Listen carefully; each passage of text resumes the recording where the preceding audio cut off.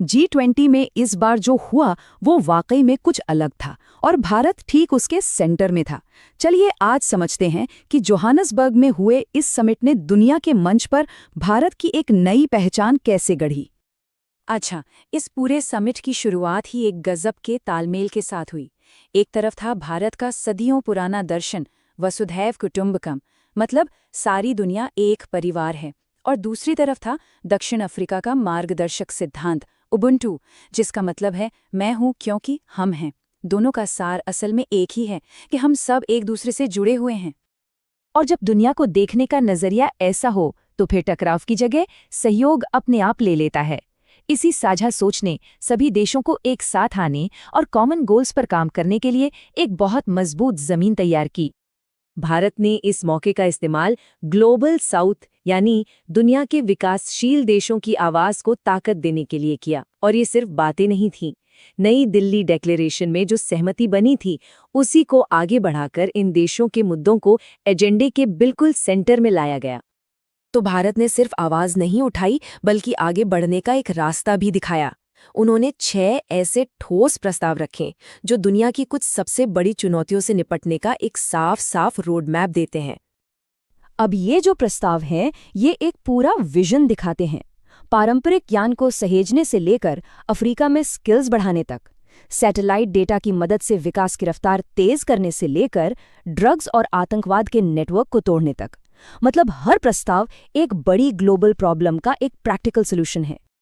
चलिए इन 6 प्रस्तावों में से एक पर जरा गहराई से नजर डालते हैं। ये है क्रिटिकल मिनरल्स पर पहल।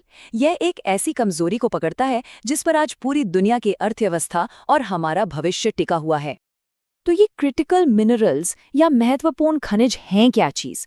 असल में ये वो तत्व हैं जिनके बिना आज की टेक्नोलॉजी एक कदम भी आगे नहीं बढ़ सकती। हमारी सोन की चिप से लेकर इलेक्ट्रिक गाड़ियों की बैटरी और स्पेस में जाते रॉकेट तक सब कुछ इन्हीं पर निर्भर है।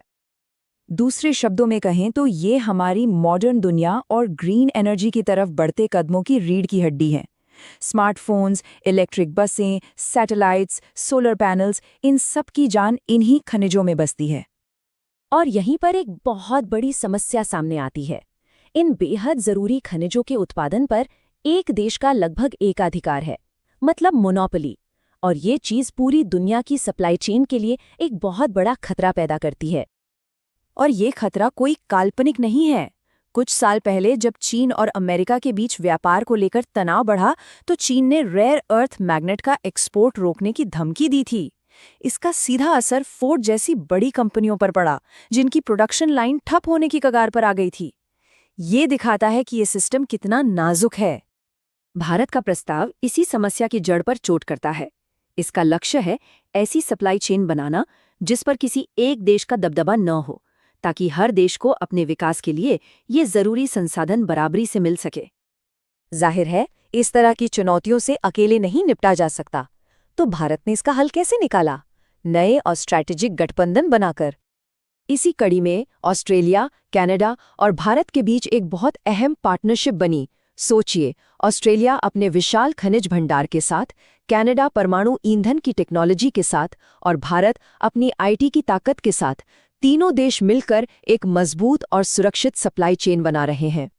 इसी तरह ग्लोबल साउथ के एक और बड़े खिलाड़ी ब्राजील के साथ साझेदारी को और मजबूत किया गया। बायोफ्यूल से लेकर विशाल लौह अयस्क भंडार और भविष्य में तेल उत्पादन तक, ये पार्टनरशिप ऊर्जा और संसाधनों के मामले में अनगिनत मौके खोलती है।